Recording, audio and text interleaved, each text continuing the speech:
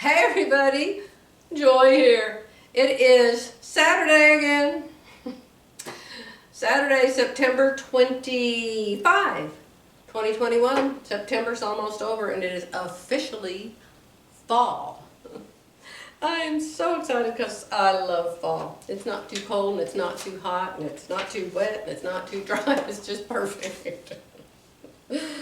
Okay, you called me Goldilocks today. A generous heart. Matthew 5:42. Give to those who ask, and don't turn away from those who want to borrow. Matthew 5:42.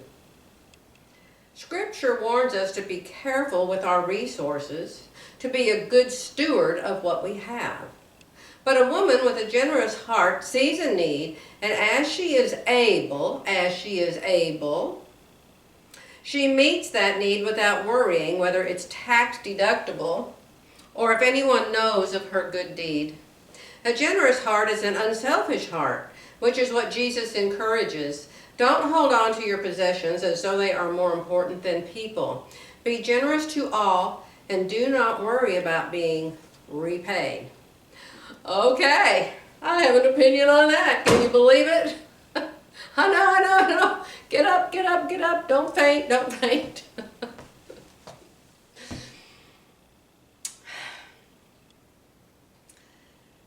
I think that as a giver, a generous giver, that it's our responsibility to know where our money is going and what is being done with it. And I will give you a for instance. I used to watch TBN all the time, Trinity Broadcasting Network, but it's way different than it was 35, 40 years ago, and I don't watch it anymore at all, but I used to. And they had this girl come on. They were interviewing this girl. This girl had 5 or 6 children, I think. She had a lot of kids. And she had been a big-time drug addict. And she used to park her car on some corner with all of her kids, her hungry children, sitting in the car, in the view, so the passersby could see all of these children. And she would go up and beg for money and said she needed it for food for her children. Now this woman said this about herself. I've got some of you out there, you bleeding hearts, that every time I say the least little thing about somebody, you think, I can't believe you said that about that person. Somebody just said it the other day about the man that drove his motorcycle all over the world. I don't know why somebody thought that was an offensive remark about the man. We thought he was amazing. Jerry listened to his stories for over an hour of where he had been, how he drove all the way across China on a motorcycle, drove all the way across Russia on a motorcycle.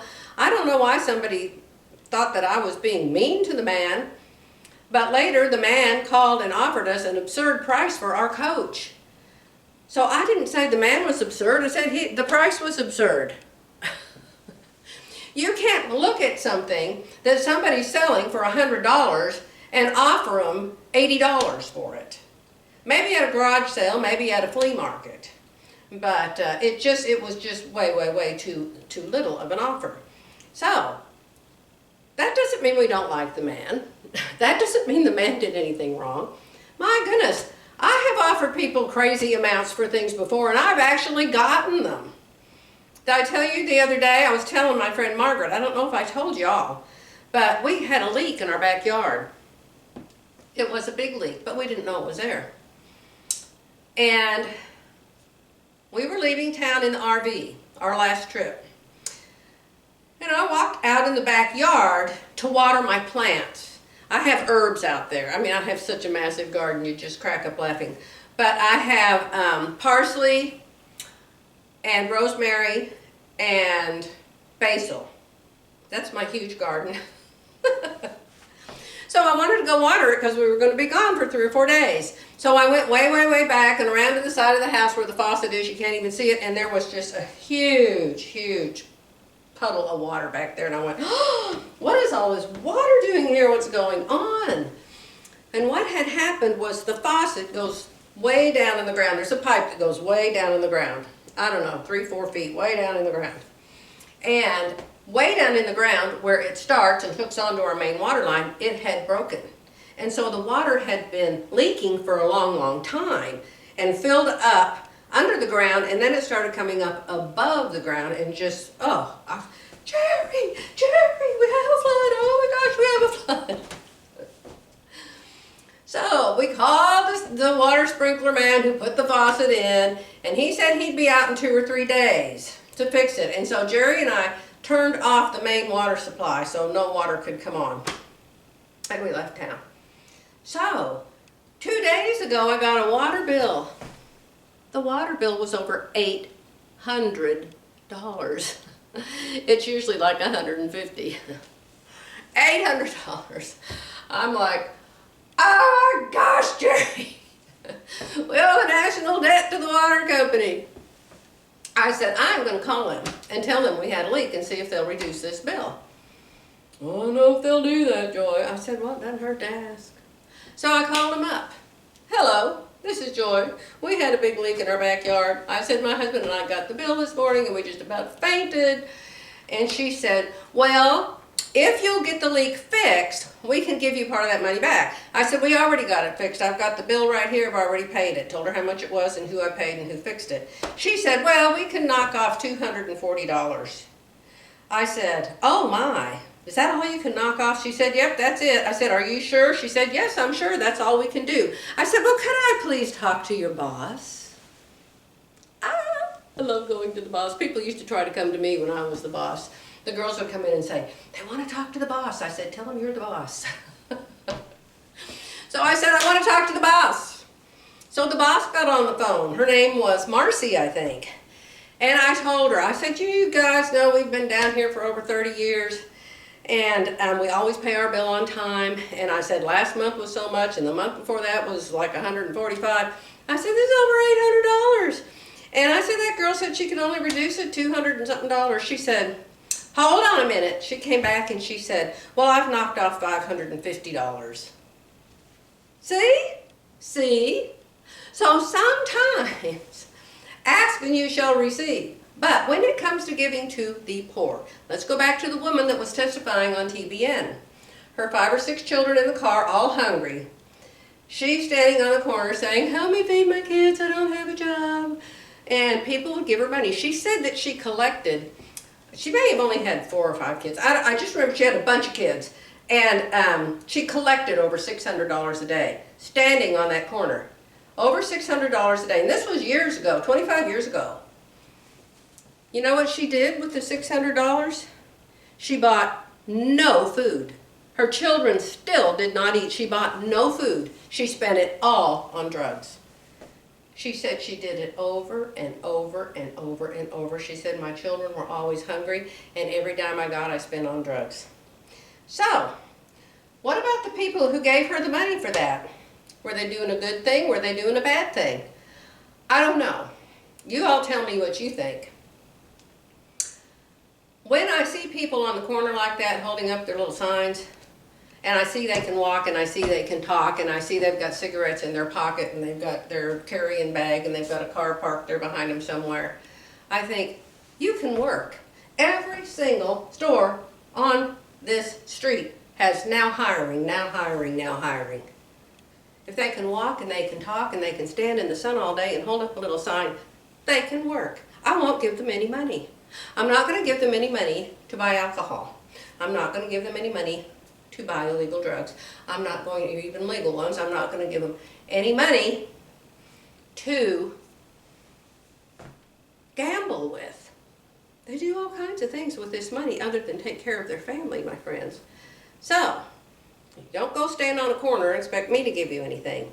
Now, if my church called me, or if a friend called me, this has happened to us. There is a family, and he lost his job, and she's been real sick, and they've got 4 kids, and they're really in a bind right now. Just happened a while ago. But a person that I really knew and trusted told me about the other person. I didn't even ask any details. I didn't say, well, how did this happen? Why is she in this boat? What happened to her? I just sent money, and I sent a lot of money. So, yes, but be sure you're not helping somebody hurt themselves or do something, my gosh, go get drunk, get in the car, and run into somebody like that precious lady on YouTube, the Needy Homesteader, Kneady. Drunk driver hit her and her husband, killed her husband, put her in the hospital for months and months. She had all kinds of broken bones. You guys probably know about her. And her 2 kids were hurt very, very badly because somehow the drunk got money to get drunk and drive. Usually if you hear the rest of the story, you find out the drunk's still alive and wasn't even hurt, which is even sadder. But that's my opinion that no one asked for. But guess what? We went to Walmart yesterday. I told Jerry, get another basket, we're going to need 2 baskets, and sure enough, we filled them both, overflowing.